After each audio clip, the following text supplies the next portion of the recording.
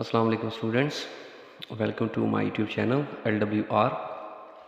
Students, आज की इस वीडियो लेक्चर में हम BS लेवल से क्लासिकल मैकेनिक्स का जो टॉपिक है वो स्टार्ट करने जा रहे हैं। आपको स्क्रीन पर दिखाई दे रहा है क्लासिकल मैकेनिक्स से टॉपिक हम डिस्कस करेंगे degree of freedom and constraints. बिल्कुल इजी और इंटरेस्टिंग हमारा एक टॉपिक है आज, MCQs पॉइंट ऑफ व्यू से भी और ये शॉर्ट क्वेश्चन में भी पूछा जाता है काफ़ी बार। तो सबसे पहले स्टूडेंट्स हम डिस्कस करेंगे कि डिग्री ऑफ फ्रीडम क्या है। तो डिग्री ऑफ फ्रीडम आपके पास यहाँ पर डेफिनेशन आपको दिखाई दे रही है। The number of independent motion of a particle is called degree of freedom.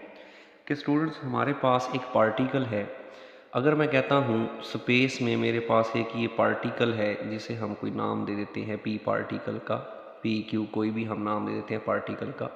अगर ये स्पेस में हमने एक पार्टिकल रखा है तो अगर ये मूव करने छोड़ दें हम इसे फ्रीली, तो आप सबको पता है ये 3D में मूव करेगा, यानी 3 डायमेंशनल में मूव करेगा, X पर, Y पर, Z पर, जैसा कि डायग्राम में दिखाया गया है। यहाँ पर X के अलॉन्ग भी जा सकता है, Y के अलॉन्ग भी जा सकता है, Z के अलॉन्ग, यानी कि 3D में ये मूव कर सकता है। तो इसको हम क्या नाम देंगे? डिग्री ऑफ फ्रीडम का नाम देंगे कि आज़ाद है, ये इंडिपेंडेंट मोशन है इसकी।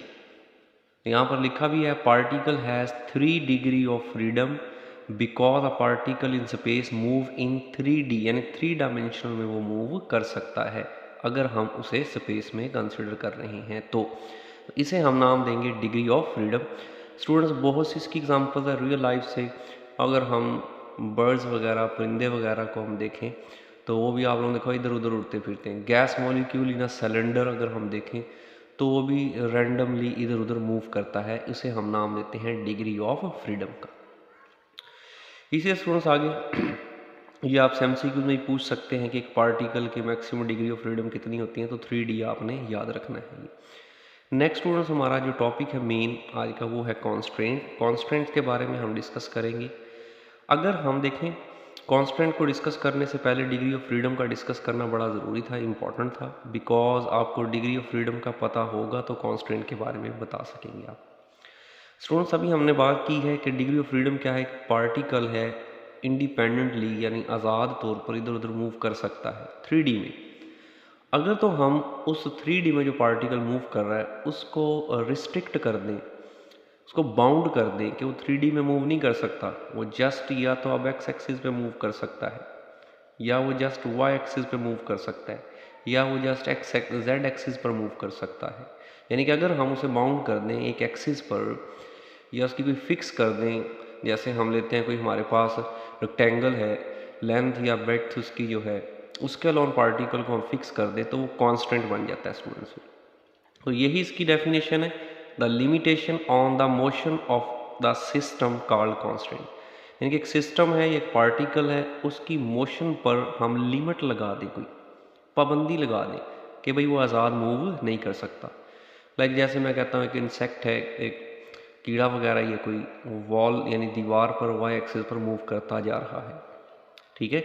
हम यहाँ पर अगर हमारे पास के एक बॉक्स हम यहाँ पर कंसिडर कर लेते हैं, फ़र्ज़ करें कि हमारे पास ये एक बॉक्स है जिसे मैंने अभी एग्जांपल दी थी ये, या हम कहते हैं कंटेनर है, इसके अंदर गैस मॉलिक्यूल है हमारे पास, ये जो रैंडमली मूव कर रहे होते हैं, बेशुमार होते हैं।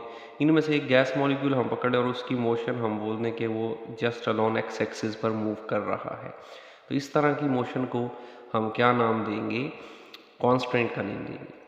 इंपॉर्टेंट पॉइंट लिखा है स्टूडेंट्स यहाँ पर कॉन्स्टेंट से रिलेटेड, वो क्या है? Constants can motions can not B arbitrary motion. Arbitrary तो मतलब किसी भी तरफ हो सकती है, इसलिए कांस्टेंट मोशन जो ऑर्बिटरी नहीं है बल्कि हम इसे फिक्स किया करते हैं X एक्सिस पर, Y एक्सिस पर या Z एक्सिस पर। तो ये एक छोटा सा स्टूडेंट्स टॉपिक था कांस्टेंट्स का। आगे मजीद हम इनकी कुछ टाइप्स के बारे में डिस्कस करेंगे कि कांस्टेंट्स की टाइप वगैरह क्या है। उसमें आपको स्क्रीन पर दिखाई दे रहा है स्टूडेंट्स यहाँ पर टाइप ऑफ कांस्टेंट्स। वो क्या है हमारे पास? पहली है होलोनोमिक कांस्टेंट्स, इंपॉर्टेंट है, शॉर्ट क्वेश्चन में काफ़ी बार पूछी गई है। होलोनोमिक कांस्टेंट्स क्या students? The constants can be expressed in the form of equations called holonomic constants. यानी कि ऐसी कांस्टेंट जिसको हम इक्वेशंस की फॉर्म में लिख सकें उसे हम क्या नाम देंगे? Holonomic constants. लाइक ये देखें, फंक्शन मैंने लिया है, फर्स्ट करें स्टूडेंट्स, हमारे पास एक कोई रिजिड बॉडी है इरेगुलर शेप में, ये हम छोटी क्लासेस में ही पढ़ते थे, ये एक पॉइंट पर एक फिक्स कर दी गई है, पिवट कर दी गई है। ये एक पार्टिकल है जिसका मैस m1 कह देते हैं हम। यहाँ से डिस्टेंस जो होगा वो हमारे पास r1। एक और पार्टिकल यहाँ पर हम ले लेते हैं m2, इसका जो डिस्टेंस होगा r2 एंड सो ऑन। इसी तरह हमारे पास एक ये पार्टिकल है mn मैस कह देते हैं, यहाँ से डिस्टेंस जो होगा rn। तो स्टूडेंट्स इस पार्टिकल का अगर हम कोई फंक्शन बनाएं तो हमारे पास ये होगा f is equal to r1 r2 and so on rn।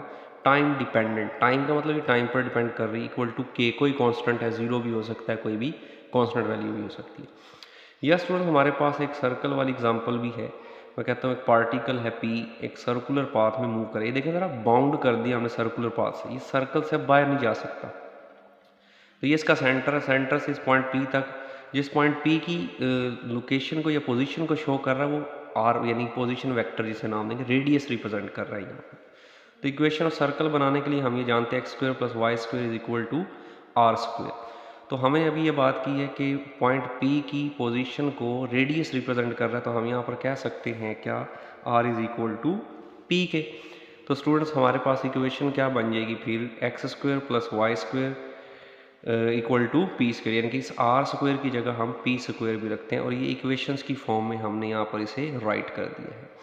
इसी से आगे स्टूडेंट्स इसका भी एक इम्पॉर्टेंट पॉइंट है यहाँ पर, वो क्या है, holonomic constant is independent of velocity. Students यहाँ पर हमें वेलोसिटी से हमारा कोई लेना देना नहीं है, बिकॉज देखें ज़रा, पार्टिकल तो ये मूव कर रहा है सर्कुलर पाथ में, चाहे उसकी स्पीड बढ़े या कम हो, उससे हमें कोई लेना देना यहाँ पर नहीं होगा। होलोनोमिक कांस्टेंट को जस्ट हम कैसे लिख सकते हैं, इक्वेशंस की फॉर्म में। तो ये इसकी टाइप थी। इसी से आगे स्टूडेंट्स हम इसकी दूसरी टाइप्स की तरफ बढ़ेंगे, लेकिन उससे पहले होलोनोमिक कांस्टेंट्स की मज़ीद 2 टाइप्स और भी होती हैं। अगर आप बुक से स्टडी करें तो आपको वहाँ पर मिलेंगी भी, तो उनको ज़रा हम देखते हैं वो कौन कौन सी है। और स्टूडेंट्स ये वाली आपने इक्वेशंस याद रखनी है अभी, क्योंकि ये अभी हमारे पास यूज़ होगी थोड़ी देर बाद जी। तो स्टूडेंट्स नेक्स्ट हमारे पास अगर आप लोग देखें, there are 2 types of holonomic constants. वो कौन कौन सी है स्टूडेंट्स, आपको स्क्रीन पर दिखाई दे रही है। स्केलेरोनोमिक कांस्टेंट्स, ये क्या आती है, scleronomic constants, if the constants are independent of time is called scleronomic constants. यानी कि टाइम पर डिपेंड नहीं करेगी, इंडिपेंडेंट ऑफ टाइम होगी। जैसे ये देखें, अभी पिछली इक्वेशन मैंने दिखाई थी आपको, f × r1 r2 and so on rn equal to k। अब यहाँ पर स्टूडेंट मैंने टाइम नहीं लिखा, जबकि अभी हमने होलोनोमिक कांस्टेंट्स के अंदर यहाँ पर टाइम यानी मेंशन किया था t। तो अब ये टाइम इंडिपेंडेंट है, टाइम पर डिपेंड नहीं कर रही। और एक है दूसरी इसकी टाइप है स्टूडेंट, रेयोनोमिक कांस्टेंट। ये क्या होती है, अगर ये टाइम डिपेंडेंट बन जाए, वो टाइम डिपेंडेंट नहीं थी, ये टाइम डिपेंडेंट होगी। If the constants are time dependent called rheonomic. Example में वही लिख सकते हैं जब होलोनोमिक कांस्टेंट्स की मैंने दिखाई थी, जिसके एंड पर यहाँ पर t आता था, यानी टाइम डिपेंडेंट होगी। तो स्टूडेंट्स ये भी 2 टाइप्स थी होलोनोमिक कांस्टेंट्स की, इजी हैं। नेक्स्ट हमारे पास कांस्टेंट्स की दूसरी टाइप जो है उसको हम डिस्कस करेंगे, जिसका नाम है non holonomic constants. Holonomic constants क्या था स्टूडेंट्स, जिसको हम इक्वेशंस की फॉर्म में लिख सकते हैं, जबकि नॉन होलोनोमिक कांस्टेंट्स क्या होता है, जिसको हम इक्वेशंस की फॉर्म में राइट नहीं कर सकते। A constants which can not be written in the form of equation called non holonomic constant. अभी देखें स्टूडेंट्स, यहाँ पर मैंने उसी तरह सर्कल बनाए। अब पार्टिकल मैंने बाउंड्री यानी सरकमफ्रेंस पर नहीं लिया, बल्कि वो एक सर्कल यानी कि सर्कल के अंदर ही पार्टिकल कंसीडर कर लिया p। अब स्टूडेंट्स यहाँ तक तो बाहर बाउंड्री तक तो रेडियस था, लेकिन अब तो रेडियस के इक्वल नहीं है, अब तो रेडियस से पॉइंट क्या हो गया, कम हो गया। तो इसको हम लिख सकते हैं इस फॉर्म में, r ग्रेटर देन और इक्वल भी हो सकता है, ये बाहर तक भी जा सकता है। तो हम यहाँ पर लिखेंगे r ग्रेटर और इक्वल टू p, यानी कि यहाँ पर देखिए इनइक्वलिटी की फॉर्म में से हमने शो किया है। ऐसे भी लिख सकते हैं हम, ऐसे भी लिख सकते हैं, या इसको स्टूडेंट्स इस तरह भी लिख सकते हैं। मेन आप लोगों को बताने का मतलब है कि इनके दरमियान इक्वलिटी का साइन नहीं होगा, बल्कि इनइक्वलिटीज़ का साइन आएगा, जिसे हम नॉन होलोनोमिक कांस्टेंट्स का नेम देंगे। और स्टूडेंट्स यहाँ पर ये वेलोसिटी डिपेंडेंट है, जैसे अभी हमने प्रीवियस पढ़ा था होलोनोमिक कांस्टेंट में वो वेलोसिटी डिपेंडेंट नहीं था, ये वेलोसिटी डिपेंडेंट है। The non holonomic constants depends on velocity. MCQs के लिए स्टूडेंट ये याद रखिएगा, इम्पॉर्टेंट है ये, MCQs में आप लोगों से पूछा जा सकता है ये, ठीक है। बड़ा इंपॉर्टेंट स्टूडेंट्स पॉइंट्स और मैंने यहाँ पर लिखा है, if a particle is in constant motion then the degree of freedom of the system is less than the number of coordinates। बड़ी इंपॉर्टेंट पॉइंट्स स्टूडेंट्स, यहाँ पर ज़रा गौर कीजिएगा, तवज्जो। मैं यहाँ पर लिखता हूँ कि फ़र्ज़ करें मेरे पास अगर एक पार्टिकल है, ये हमें पता है इसका डिग्री ऑफ फ्रीडम कितना होता है 3। 2 पार्टिकल आ जाए डिग्री ऑफ फ्रीडम, इसका भी 3 इसका भी 3, तो टोटल कितना हो जाएगा 6। 3 पार्टिकल आ जाए स्टूडेंट्स 9।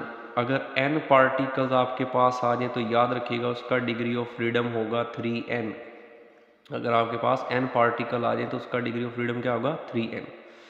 लेकिन स्टूडेंट्स अगर हम 2 पार्टिकल्स को हम फिक्स कर दें, ज्वाइंट कर दें, यानी इनकी पोजीशन को मिला दें आपस में, तो एक पार्टिकल के 3 कोऑर्डिनेट्स होंगे, x वाला, y वाला और क्या हो जाएगा z वाला, ठीक है।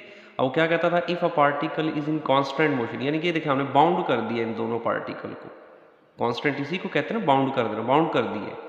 Then the degree of freedom of the system is less than the number of coordinates. Student coordinates देखें, इसके भी 3 है, इसके भी 3, कोऑर्डिनेट 6 हैं, लेकिन जब हमने इसको कांस्टेंट कर दिया, बाउंड कर दिया, तो इनके डिग्री ऑफ फ्रीडम 5 रह जाएंगे स्टूडेंट्स फिर, क्योंकि 3 इसके डिग्री ऑफ फ्रीडम थे, 3 इसके थे, 6 बनते थे। बट एक को हमने फिक्स कर दिया है, बाउंड कर दिया है, ज्वाइंट कर दिया है, तो एक डिग्री ऑफ फ्रीडम कम हो जाएगा। यानी कि अब कोऑर्डिनेट्स कितने हैं 6, डिग्री ऑफ फ्रीडम कितने हैं 5। ये इसने बात लिखी था, degree of freedom of the system is less than the number of coordinates. तो क्या हो जाएंगे, कोऑर्डिनेट्स से क्या हो जाएंगे, कम हो जाएंगे। तो यहाँ तक ये स्टूडेंट्स हमारा आज का टॉपिक था, डिग्री ऑफ फ्रीडम और कॉन्स्टेंट से रिलेटेड। इसको अच्छी तरह से तैयार करें स्टूडेंट्स, इंपॉर्टेंट टॉपिक है क्लासिकल मैकेनिक्स का। नेक्स्ट वीडियो में हम इसके नेक्स्ट टॉपिक को सॉल्व करेंगे, तब तक के लिए अल्लाह हाफिज़, थैंक यू।